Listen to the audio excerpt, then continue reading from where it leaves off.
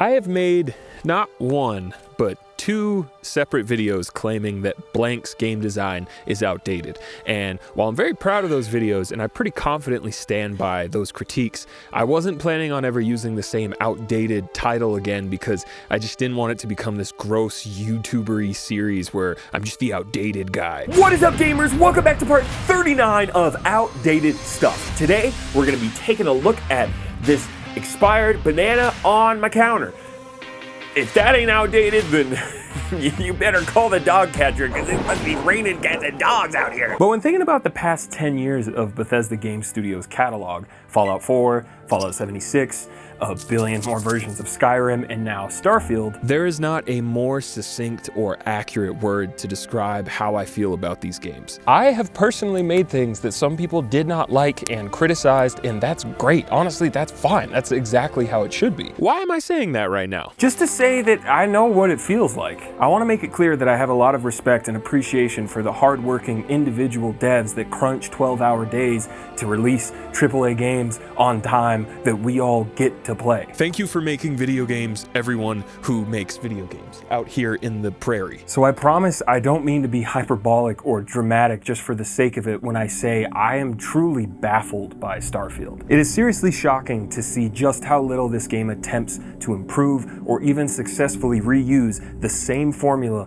and same Frankenstein game engine that Bethesda have been selling to their fans for well over a decade. I cannot understand how this is the space adventure Todd Howard has dreamt of making for 25 years and cooked in the oven for 8. But I wanted to try. I really wanted to understand. I wanted to love this troubled game so badly. And I stayed committed to this relationship for hours and hours and hours, ignoring every possible red flag that came my way. But I can't do it anymore, and I feel like I have to make this video just purely for my own sanity. No, this one is for me, because this damn space game changed me.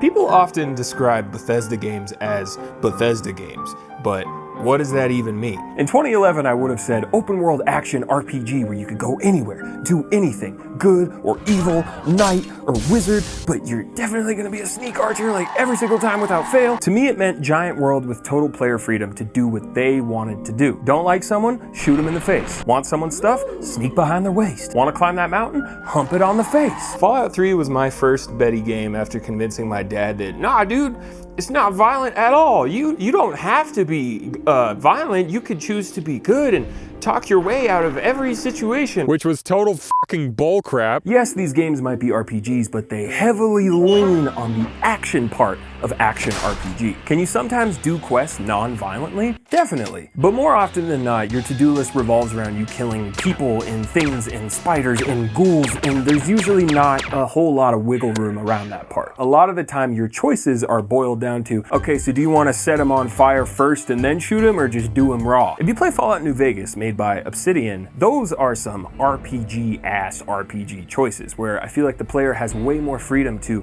express themselves morally, ethically, whatever, in a given quest. But as much as I gush about New Vegas on this channel, there is something missing in this game when compared to Fallout 3. Atmosphere. I think Bethesda typically crushes that shit. Even though New Vegas is a much better game mechanically, Betty's world felt a lot more engrossing to explore. Even if a lot of the supposed freedom promised to the player is kind of an illusion. You know, you can't actually kill anyone if they're an essential NPC for a quest line, they just take a nap on the floor. Still, Bethesda does a really great job at making you feel like you're on this grand adventure. And the soundtracks, dude, oh my god, the Skyrim soundtrack alone might be up there with Chrono Trigger for like the greatest video game score ever made. All of these songs make you feel like you're living inside of an ancient blade made of suede. Oh my god, I'm getting really fucking tired of always coming home to this dude saying some more stupid crap. Hi, I'm Jakey, and Jakey, attorneys at law. Thanks to Opera GX for sponsoring this video. Is your browser boring? Does it make you want to go outside? No, don't go out there, there's wolves out there. Opera GX is a web browser for gamers that you can customize. In the GX store located over here, you can get a variety of browser mods, such as my own, that have their own background music, keyboard sounds, opening and closing of tab sounds, theme and color color of the browser itself, unique wallpaper. You can also disable and enable specific mods in the mods menu located on the sidebar. Does your web browser keep you informed on all things gaming? It doesn't? What the hell? With the GX corner located over here, Opera GX will keep you up to date with free games, the best deals, the hottest new releases, and gaming news all in one convenient corner. Look at this deal.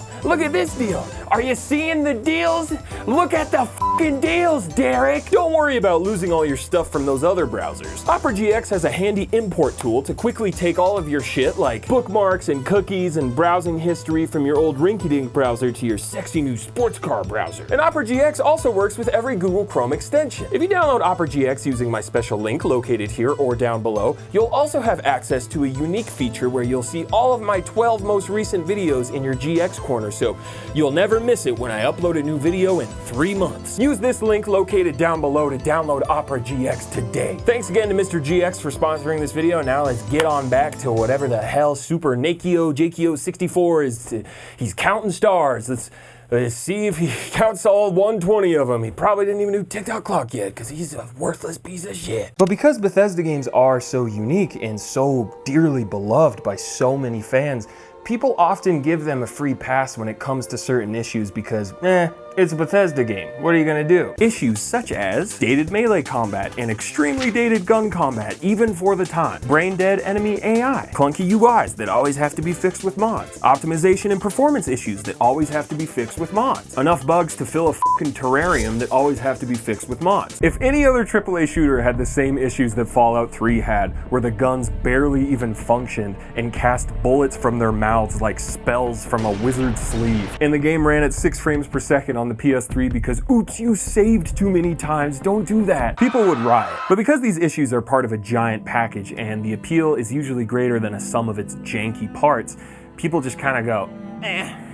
what are you gonna do? It's a Bethesda game. Which, sure, maybe in 2008, maybe some of this stuff could be ignored. But it is not 2008 anymore. Hell, it is not even 2011, my brother. In a post-Skyrim world where they have re-released that game so many times and it has sold over 60 million copies now, the whole, but it's a Bethesda game excuse is, you guessed it, shit from a butt. Fallout 4 was when I could no longer stay blind to Bethesda's strong reluctance to leave the caveman Stone Age prehistoric time. Dude, you could still feel all of the typical creation jank underneath everything. You still had to edit an INI file to change the FOV or turn off mouse acceleration. The physics were still tied to the frame rate. The load times could still go on for an eternity. But hey, at least they made guns function like kind of actual guns this time, which should be the bare minimum for a first-person shooter in 2015. Meanwhile, Halo's 14 getting ready for her winter formal. Simple things for a shooter like swapping weapons or throwing grenades felt super unresponsive and wonky, like the game was constantly fighting you on every delayed input. And again, 2015, this wasn't like a long time ago. But man, I still played the shit out of this game, and Fallout 4 is the most bare bones RPG. Where Fallout New Vegas went left toward old school traditional Fallout games, Fallout 4 was like, alright, so it's kind of like janky Minecraft but with guns. Which turns out is actually pretty fun. The gameplay loop of exploring a detailed Bethesda world filled with cool stuff, getting loot and supplies from fighting baddies and using VATs, using those supplies to upgrade your guns, working on your settlements with the janky ass builder that also has to be fixed with mods, it was all pretty fun to me. Objectively, my critic brain is like, yeah, this game has a lot of flaws and the dialogue system really sucks and the perk tree sucks and the role-playing options are basically non-existent. And the main story makes like 0 sense if you stop and think about it, because if someone was searching for their kidnapped baby son, why would they stop and help a bunch of other families first and eat 100 rad roaches? But subjectively, my Bethesda brain is like, ooh, boy, I better scrounge up some more of these desk fans. Even with all its jank, and there is a lot of jank in Fallout 4, like any area downtown just straight up doesn't run well at all. For what it was, I had fun with Fallout 4. But what it was unfortunately a very crystal clear sign that Bethesda was falling behind the times harder than ever before. Also, I went to kindergarten and first grade here and walked home from school one day and realized we got out early because of 9/11. I don't know why I'm talking about that right now. I wish I could say I was shocked when Fallout 76 turned out to be shit from a butt, but dude, I wasn't shocked at all. Not trying to be on some cool guy shit, but the second I saw the reveal presentation and how it was gonna run on the same janky ass engine that barely manages to work as a single player game, and now it's gonna be multiplayer online, like www.com type online, yeah, Todd, and I'll be a monkey's uncle. Oh, my sweet bimbo, you have returned. You all know this story. Game comes out, one of the worst launches ever, bug terrarium is like 16 times the detail. Bethesda gets super scummy about refunds and then gets super scummy about pushing these overly priced microtransactions, also cheaps out on the canvas bag that's supposed to be included in the collector's edition. It was awful. Fallout 76 is like the poster child for taking advantage of a devout fan base and releasing a clearly unfinished, faulty product. I'll see a lot of people online chalk up 76's failure to, well, it wasn't Todd and his main team that made the game. It was their B team, Bethesda Austin, but I'm pretty sure that's not the full story. According to several anonymous devs that worked on 76, as quoted in this Kotaku article that you should check out, people from multiple Bethesda studios worked on this game. Senior staff from Fallout 4's team, staff taken away from the Starfield team, staff taken away from the Redfall team at Arcane, which, Jesus Christ, that's a whole thing on its own. Jiminy Cricket and a jockstrap. 76, as described in this article, sounded like a massive live service black hole that no one wanted to touch, because the writing was all over the bug-covered walls that it was never going to end well. But in typical AAA game dev fashion, QA teams get treated like total shit and upper management ignores issues raised and continue to force everyone to crunch toward this deadline they knew they were never gonna make. And yeah, Todd Howard may have not directed 76, but he's still listed as executive producer. And he's the one that went on the big stage and was like, this is the biggest fucking game we've ever made. It's 16 times awesome. You're all gonna nut. Yo, run that John Denver joint. And the pre-orders go crazy and everyone's hyped out of their minds. And then it comes out and it's atrocious. And suddenly now Todd is all, yeah, we knew it wasn't gonna be like a high Metacritic score game, but you know what? It sold really well. It's not about how it starts, it's about what it becomes. Thank you very much.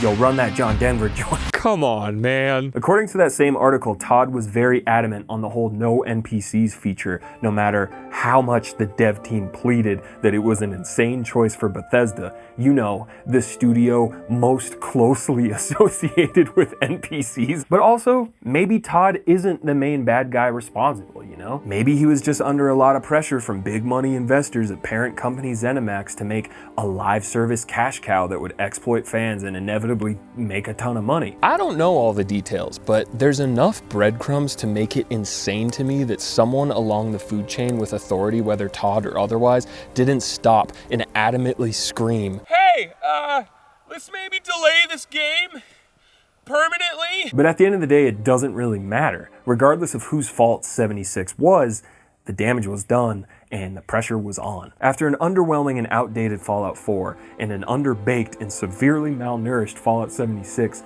Bethesda really needed to reach for the Skyrim once again and dunk another classic into our laps. But Todd, he don't play basketball. He plays chess.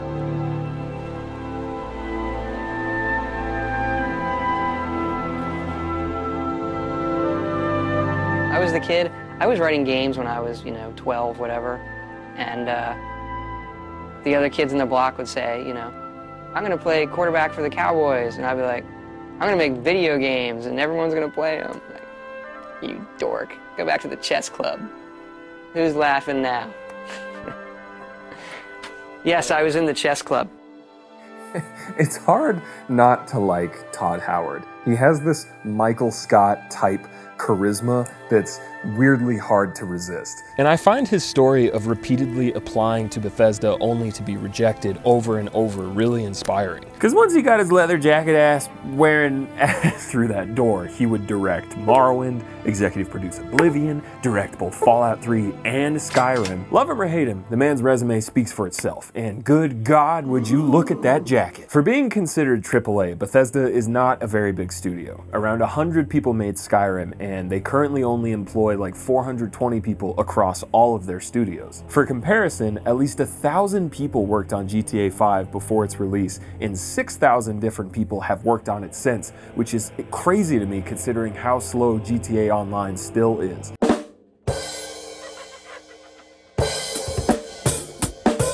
On the one hand, I think it's really impressive that Bethesda is much smaller than other big name studios because it means they must have some really powerful paladins over there casting some serious buffs. But also, when you're making that AAA money and your games continue to come out janky as shit, maybe hire some more fucking people to make your games actually function properly when you sell them for $70. One source from that same article said, Bethesda is a big company that thinks it's a small company, with a mentality of, well, this worked in the 90s, so we're just gonna keep doing it. I mean, yeah, after playing Starfield, that's definitely what it feels like. Boy, I'll tell you what, when I booted that sumbitch up, it was like seeing an X for the first time in 8 years, a poorly optimized X who struggles to have human-like facial expressions. Starfield isn't even just Skyrim again, but in space, which was always Todd's elevator pitch. No, it would be such an improvement if it was. But no, this is not a Bethesda game based on the definition the dumbass by the piano gave earlier. That signature Bethesda open world exploration and sense of scale and freedom and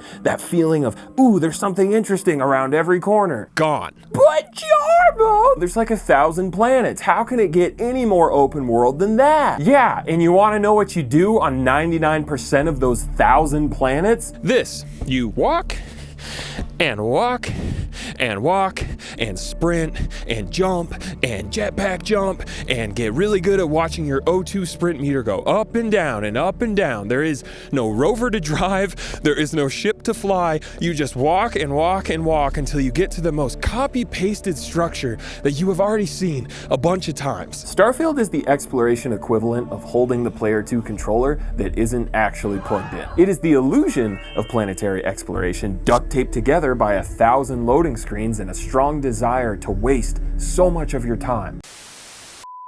Let's talk about fast travel. Can you say fast travel? Fast travel. Can you say loading screen? Loading screen. Loading screen. Loading screen before fast travel? After fast travel. Loading screen. Fast traveling to complete a quest. Fast traveling to start a quest. That's so silly. Loading screen. Peekaboo. Loading screen. Can you say fast travel? Wasting your time? No. Wasting my time? Yes. 2023? Bethesda released this in 2023.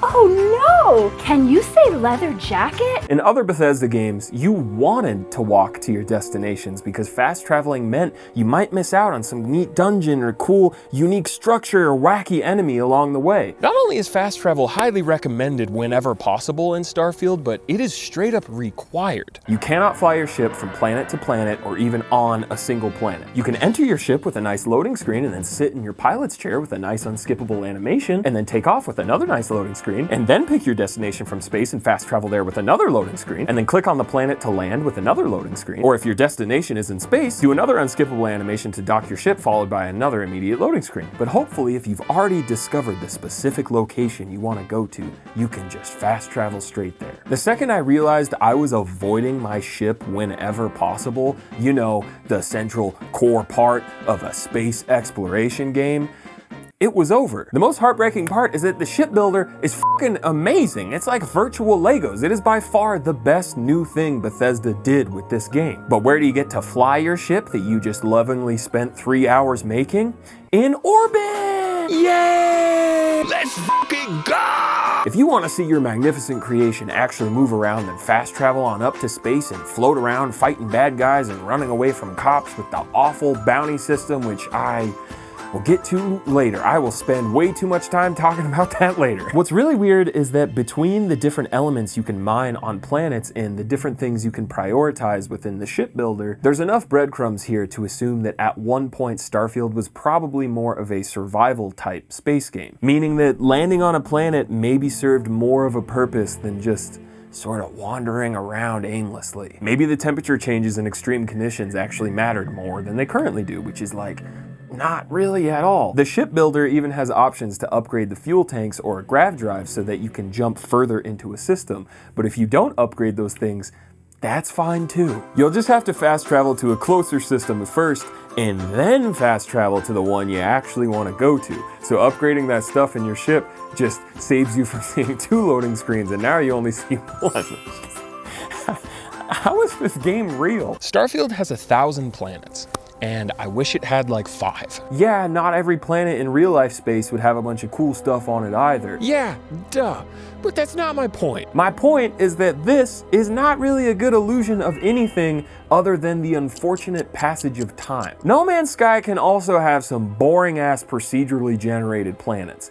But you know what? At least you can actually fly to them. Playing Starfield is like watching a magician pull a rabbit out of a hat, but every time he's about to do it, he's like, no, you gotta close your eyes while I do it though. But what about I'm not a Best Buy Geek Squad looking ass. Don't say I am. Starfield may have been made with the shiny new Creation Engine 2, but you ain't fooling anyone with that 2, Todd. You may have slapped a spoiler on it, but it's still a fucking Geo Metro. I'm still editing an INI file just to change the FOV or turn off mouse acceleration to make aiming feel better. I'm still clicking on doors and seeing that all too familiar fade out loading screen all the time. Why did you not optimize this game for PC? We did. It's running great. It is a next-gen PC game. We really do push the technology, so you may need to upgrade your PC for this game, but it's got a lot of great stuff going on in it, and the fans are responding awesome. All right, Todd, I upgraded my PC. But I still can't turn on HDR or even mess with the brightness settings, even though the Xbox version already has HDR. And to get a decent frame rate, I have to use upscaling, but I have an NVIDIA card and you only have FSR supported with no DLSS. Oh, someone already modded DLSS into the game within like a couple days. Oh, programmers are making comprehensive breakdowns on Reddit detailing just how poorly optimized the game is. Nah, if Todd said it's optimized, then it's probably optimized. I believe him. I will follow my Nord brother into the pearly gates of Sovngarde and finally graze my hand upon that holy leather. Breaking news, as of November 15th, Bethesda is finally patching Starfield, adding an FOV slider, poorly implemented HDR, and much needed DLSS support. Along with clear massive performance gains for both CPU and GPU areas, it's almost as if the game did in fact launch very unoptimized. The timing couldn't be better, 2 months after everyone already stopped playing it. This game hurts my stupid giant head. I can't understand it. I can't seem to do anything right after experiencing this so-called game. Oh my god, I didn't even bring that up yet. God damn it. In Starfield, you can build settlements, and you have more freedom than ever with the builder, but there's not a whole lot of motivators to interact with it other than harvesting resources from a planet largely void of life. Add that to the super confusing structure of actually trying to connect your settlements across star systems and all the fast travel screens in between and your ship cargo and your inventory and getting over encumbered and ugh. In Fallout 4, it wasn't fun because the builder was good. Hell no. It's janky as hell and super frustrating. But it was fun because you were bringing life back into the apocalypse and building off of really cool existing unique structures so that the dumbass settlers could take back the land. But all of that was powered by the initial core desire of actually wanting to go out and explore and shoot stuff. Oh yeah, that's right. You shoot guns in this game. Starfield also has guns.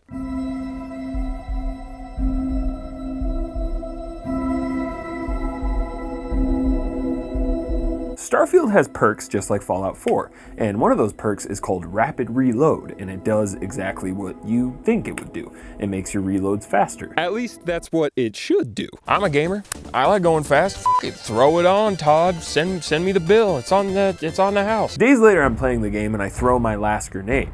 I reload my gun, and it's way faster than usual. What's going on here? Come to find out, that perk hasn't worked the entire time I've had it, because evidently, if I have any sort of throwable equipped rapid reload, just doesn't work. I thought maybe I was alone, but nope. I looked it up, and apparently it's a common bug that, at least as of November 15th, still persists. Also, you know that text that appears at the top of the screen in Bethesda games when you're doing stealth that says hidden? Not only does this 2023 game use the same bare-bones stealth mechanics that are like 20 years old at this point, seeing that text up top, that's a perk now. And you could spend another whole ass perk point, and I quote, to upgrade the stealth meter, which just shows you if you're being close to being detected, which is basically exactly what the eye reticle thing already did in Skyrim. Well, this is way better and worth spending the point, trust me. The gunplay in Starfield is an improvement over Fallout 4, but that's like saying a bicycle is an improvement over a Razor scooter. It's still not an AK-47. The guns generally work a bit better with less delay, you're a bit more agile, you have a jetpack, which sometimes that can be fun. But as a shooter, in 2023, this game is still getting lapped by games from 2012. Hell, games from 2007, 2004. I'm serious, sit down, play Starfield for an hour, and then go boot up Far Cry 3, or Bioshock, or Call of Duty 4, or any game in the orange box, and then go back to Starfield and tell me how it feels. Especially on controller, it just feels wrong. Fallout 4's shooting was barely serviceable only because of everything that surrounded it. It worked good enough because you got to explore a cool map and frequently fight cool, varied enemies using VATS. In Starfield, the cool map is gone, the enemies are sometimes varied, but it is predominantly brain-dead humanoid space pirates that will just stand there and let you shoot them, and VATS doesn't exist anymore, so the act of shooting someone needed to feel really, really good. Throw in the still clunky melee combat, the super unintuitive UI of menus inside of menus, and the D-pad weapon swapping from Fallout 4 because apparently having a weapon wheel might make the creation engine explode, and what you have is a worse version of something that you have already played 8 years ago. All right, so what about quests? Bethesda has always been so strongly associated with NPCs and quests. Here's an example of the most common basic ass type of quest in Skyrim. Hey, can you go to this dungeon and kill a bad guy? All right, sounds good. You know what? I'm even just gonna walk over there because it's not that far. Whoa, what's this? A dragon? In this economy? Well, I mean, I'm here. I may as well ladder stall tomahawk the dragon real quick. All right, that's done. What was I doing? Oh, right, the dungeon. Oh, well, hold on a second. There's a cave right here. I mean, I'm here. 20 minutes later. All right, that was a pretty cool cave, and I feel like I got some cool shit out of that. Dungeon. All right, let me just stealth archer these freaks real quick, get some loot. Okay, I'm done. That was a pretty enjoyable, fun hour of gameplay I just got to experience. Here's an example of the most common basic-ass type of quest in Starfield. Hey, we lost our scientist friends. Can you go find him? We don't know where he is because we don't have any walkie-talkies or email or texting or cell phones in this planet, in this world. Yeah, sure, I guess. All right. Damn.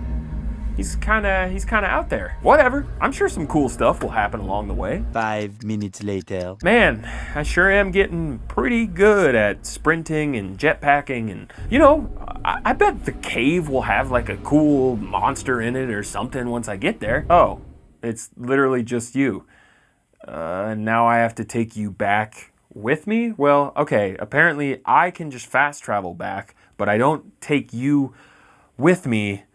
So I just went to tell you that your friends are looking for you, and now you're finding your own way back and going back. So why the hell did I even need to come find you in the first place? What the hell even is this game, dude? I shit you not, that type of quest pops up all the time. And even if it is an Operation Go Rescue Baby Scientist, it is something similarly mindless and uninspired. A lot of quests in Starfield just play out as a game of fast travel telephone, where you talk to one person and they're like, hey, go tell this person in another galaxy that I said this. And you're like, okay, and you go through several fast travel loading screens and land at a place and go through another loading screen and then walk through a city and get to another place and talk to them. And then you finally talk to the person and they're like, well, tell them that I said this. And so you do all of that again and you go through all the fast travel loading screens and the loading screens and the entering building loading screens and you're like, all right, well, they said this. And it's like, is this what we're doing now? Like, if I'm like 8 years old and you told me, like, take all the graphics and stuff away that like, hey, this is what video games are gonna be like,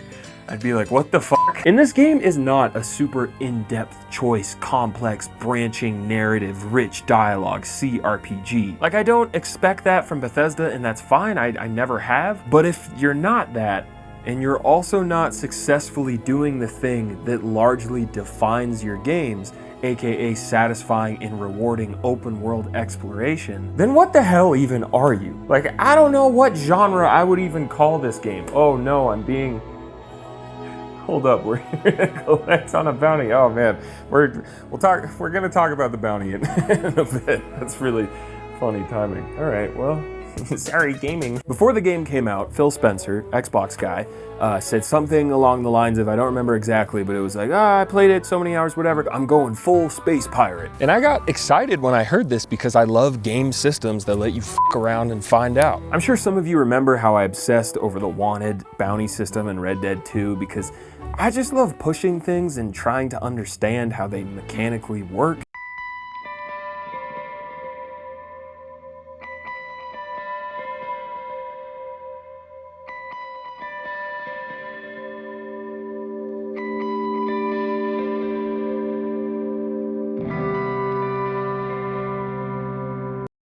we don't actually want to throw you in jail, but we want you to be an informant in the space pirate fleet Departed style, you fucking rat.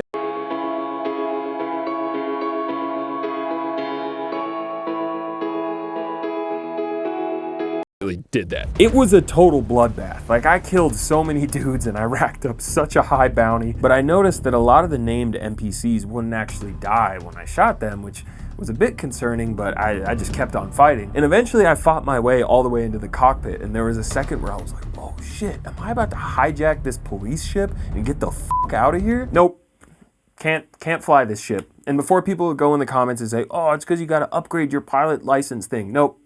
You still can't fly it. You can't fly this ship, or a whole lot of other ships for that matter, no matter what. Just like you can't kill a lot of NPCs, no matter what, because Bethesda wants you to do space their way. This ship bullship isn't exclusive to just that quest either. If you've played the game, you know that a lot of the times when you land on a planet, another ship will coincidentally land around the same time, and you can see them and run over there and fight them. And you would assume, I just killed all these pirates. All right, logical next step, loot the ship, take the ship. But a lot of the time, not every time, but a lot of the time, at least for me, it just wouldn't let me. Most of the time I just saw this prompt and I didn't know why. So that bounty I mentioned during the shootout with the space cops, yeah, it's very easy to quickly rack up a very high bounty in this game. And whenever you travel to a planet that has a major city, they do a forced contraband scan on your ship before you can land. Do I even like video games anymore? They also check to see if you have a bounty in that star system. Contraband can be hidden to help avoid detection on the scan, but it requires having hidden cargo space on your ship. Why am I here?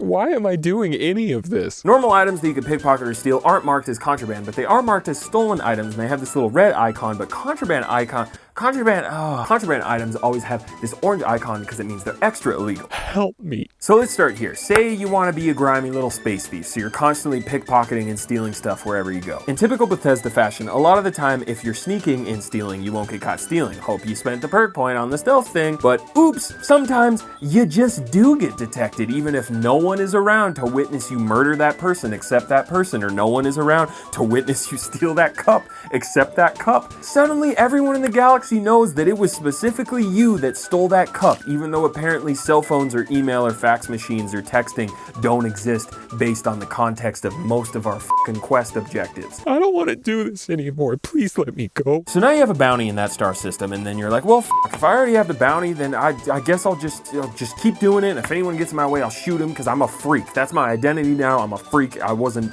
born this way, but I was molded by Todd and his leather. So you're traveling around stealing stuff from all these planets, trying to have a grand old time, and your bounty is getting pretty stacked. But oh shit, there's a main story mission in a city that you haven't been to yet, in a star system that you have that giant bounty in. You get scanned, the cops are pissed. You can choose to fight them off and grab drive fast travel away, but if you want to ever enter that city, you're gonna have to do something about that bounty. So you warp back, and this time you're like, all right, well, I can't pay the bounty because it's insane, so I guess take me to jail. And when you go to jail in this game, the cops will not only remove every single item from your inventory that was ever stolen, which slowly lists away at the top of the screen one by one, which this is never explained in the game as like some lore accurate space technology that tracks ownership. It's just magic where a cop 4 planets away knows that you stole this specific pen. But your punishment for jail time is an XP debt. It will never lower your current level, but it will erase any current XP progress that you've made towards leveling up, and potentially even put you into the negative as well, if it's high enough. Which it will be. This is kind of like how jail time in Oblivion could randomly lower some of your skills. Starfield says, hey, we know we can't actually force the player to sit in a jail cell, but we want there to be some sort of consequence for it being bad. And part of me is like, damn, that's actually kind of interesting and creative, except leveling up takes a long ass time in this game. For example, to level from level 10 to level 11, it's around 900 XP, and it only gets exponentially more grindy the higher you get. So if you have a high bounty, which is not hard to get, you will be in this much debt.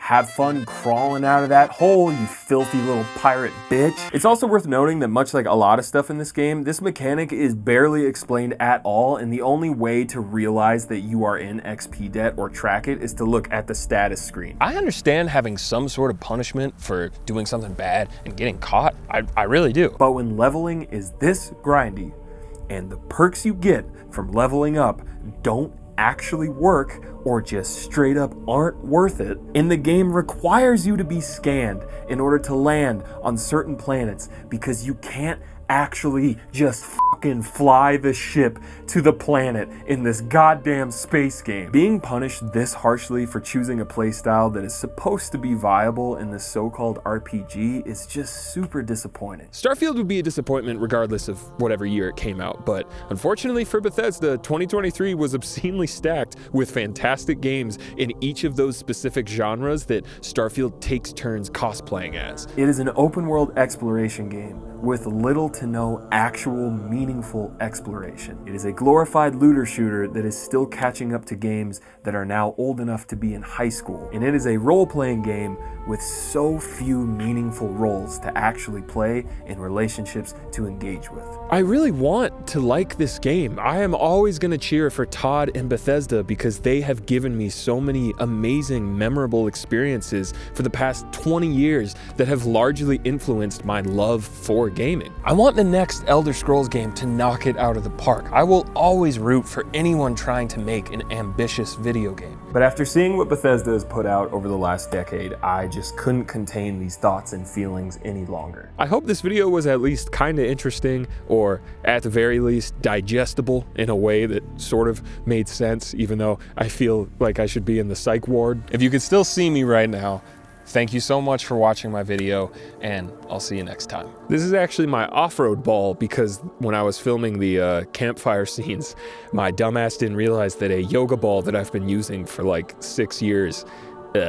shouldn't go out in the woods where there's like prickly goat head things, and I popped a bunch of holes in it. But fortunately, my sister, the same one that I stole the original yoga ball from, had another gray yoga ball that's like got a bunch of ribs on it. So this my off-road ball. Also, I only realized recently that there's like no aliens in Starfield, like big-eyed gray fuckers from Signs, not a single one.